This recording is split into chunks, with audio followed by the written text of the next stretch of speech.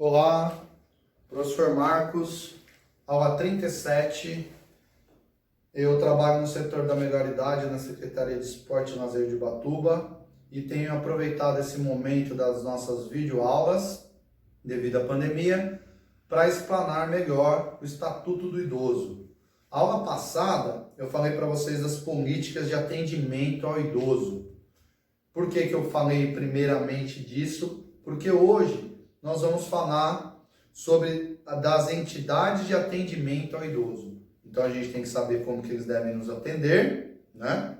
Das políticas que devem ter, do desenvolvimento, dos serviços, né, de proteção, do poder, né, que tem essa mobilização pública para prevenir lá na frente quando a gente for idoso.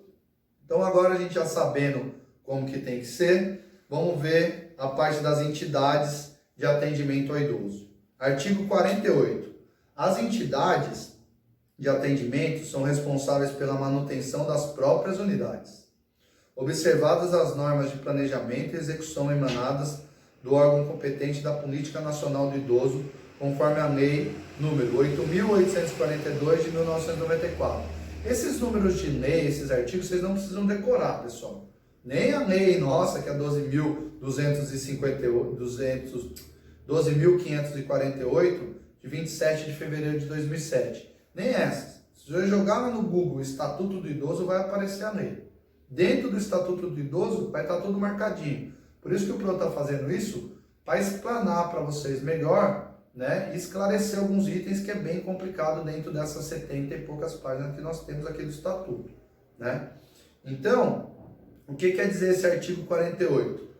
Elas, por si só, são responsáveis pela manutenção. Não pode falar, aqui a gente deixou de fazer manutenção, dá para atender. Não, tinha que ter sido feita a manutenção. Por exemplo, nesse momento de pandemia, é claro que o atendimento ficou mais restrito, mas o atendimento continua-se ainda, né? Se não pode o idoso ir até, vale a gente bater nessa tecla, se não pode o idoso ir até o posto de saúde através dos seus agentes, né, comunitários, dos seus nutricionistas, dos seus psicólogos, dos seus fisioterapeutas, devem ir pela lei do estatuto até a residência desse idoso, tá? Parágrafo único. As entidades governamentais e não governamentais de assistência ao idoso ficam sujeitas à inscrição de seus programas, junto aos órgãos competentes da Vigilância Sanitária e Conselho Municipal das Pessoas Idosas.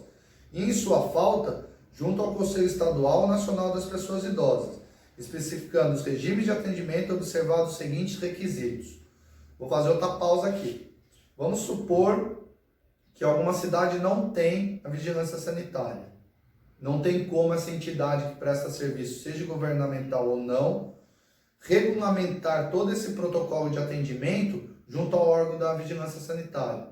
Ele ou tem que fazer no Conselho Municipal, ele ou tem que fazer na falta do Conselho Municipal no estadual, ele ou tem que fazer na falta do Conselho Municipal e estadual no nacional, já para justamente a pessoa não falar que não tem procedimento. Por exemplo, pinta uma fiscalização num lar que recebe os idosos.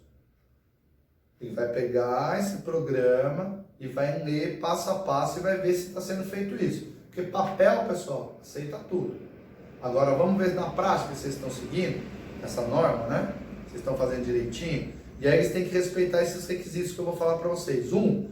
Oferecer instalações físicas em condições adequadas de habitabilidade, higiene, salubridade e segurança. Vamos dar um exemplo prático disso. Eu não tenho mais condição de ficar cuidando da minha mãe e vou colocá-la no asilo. Se eu chegar lá no asilo e não tiver condição de saúde, de salubridade, né, de higiene, esse asilo tem que ser fechado. A gente tem que fazer uma denúncia para o poder público. O poder público tem que mandar lá uma promotoria, né, fazer uma fiscalização até através da vigilância sanitária e fechar esse local, porque isso vai acarretar problemas de saúde para o idoso, tá? 2. Apresentar objetivos estatutários e planos de trabalho compatíveis com os princípios dessa lei. Tem que ter dentro dos objetivos estatutários uma qualidade de vida proporcional melhor ao idoso. Proporcionar isso a ele, né? Tem que estar no plano de trabalho que nós vamos pegar o idoso, vamos dar um banho de sol nele para proteger com relação à produção de vitamina D, né? É um outro exemplo. Então tem que ter ali no plano de trabalho, desculpa, todas as ações, desde café da manhã, desde as atividades que vai fazer até a hora do almoço, desde a hora que vai tomar banho, a hora que vai dormir, a hora que tem o medicamento, a hora que passa o médico, a hora que tem o enfermeiro, tudo isso tem que estar num plano de trabalho. Não é a Deus dará assim, chega lá e faz cada dia de um jeito, tá bom? Então é muito importante isso. Por isso que eu estou falando para vocês que na aula anterior, quem tiver dúvida aí pode ver a aula 36, a gente fala da política do atendimento a esse idoso. E agora a gente está falando de como as entidades têm que fazer esse trabalho para o idoso, tá bom? É muito importante isso. Estar regularmente constituída.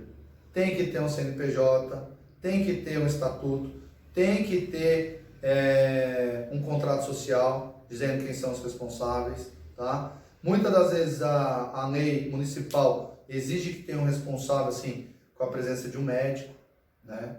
Tem que ter, às vezes, o acompanhamento do nutricionista, né? Para poder fornecer as vitaminas e os minerais suficientes para a qualidade de vida desse idoso, tá? Então é muito importante isso. Além disso, como eu dei o exemplo para vocês do contrato social, é importante que essas pessoas sejam sócios, proprietários, né? Porque aqui a gente está falando tanto de entidade governamental como não, né? Então tem pessoas que veem aí uma possibilidade de ganhar dinheiro, que não está errado, mas desde que tenha e demonstre a idoneidade de seus dirigentes, porque senão a família vai lá, paga 5 mil por idoso que está lá, mas na verdade gasta 2, então o cara está enriquecendo ilicitamente, tá bom? Então é muito importante saber com quem que a gente está deixando nossos entes queridos, tá joia? Artigo 49. As entidades que desenvolvam programas de institucionalização de longa permanência adotarão os seguintes princípios. Agora a gente já está falando de uma questão diferente, né? São as ILPs, né? São as instituições de longa permanência. Essas instituições são para pessoas, por exemplo, não tem mais condição de eu cuidar da minha mãe de novo, porque em casa eu precisaria de uma enfermeira, de uma nutricionista, de um psicólogo e de um médico. Não tenho condição de fazer isso, né? Fica inviável financeiramente. Aí eu vou e coloco ela numa instituição de longa permanência. Essa instituição de longa permanência, ela vai ter que fazer preservação dos vínculos familiares. Tem que ter um momento de visita, tem que participar do envelhecimento desse idoso, mesmo lá dentro da instituição, com os familiares. É de total importância. Amizade familiar é importante. Quem que vive sozinho, né? 2. Atendimento personalizado e em pequenos grupos. Fica mais fácil o entendimento para o idoso.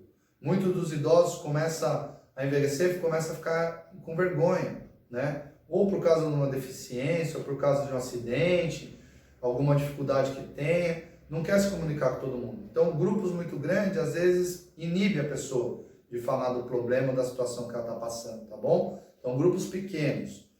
Manutenção do idoso na mesma instituição, salvo em caso de força maior. Por exemplo, não dá para ser naquela entidade, né?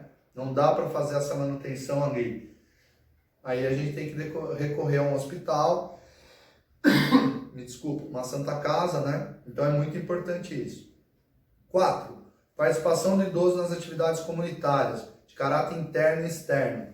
Por exemplo, aqui na Prefeitura de Ubatuba, a gente tem os dias de alongamento e temos os dias de caminhada. Oferecemos também atividades como vôlei, atletismo, surf, natação. Então, tudo isso é importante. Vôlei adaptado, né? Tem a bocha também. Então, são atividades que é importante esse idoso, mesmo ele estando na instituição de longa permanência, participar, dá uma saída daquele ambiente, né? Faz bem para ele, tá bom? No caso de não conseguir por causa da mobilidade, é importante que essa instituição tenha um educador físico, tá? Não estou puxando a sardinha pro pro não, é que é importante mesmo, tá bom?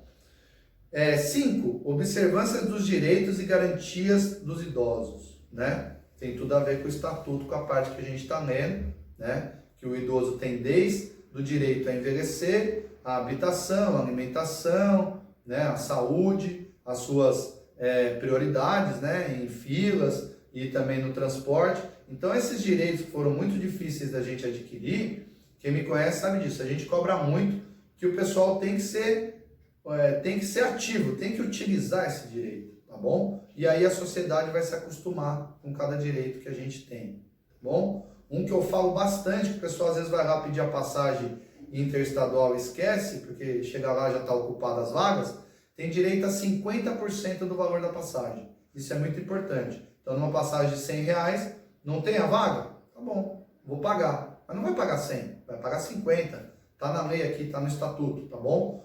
Aula 1.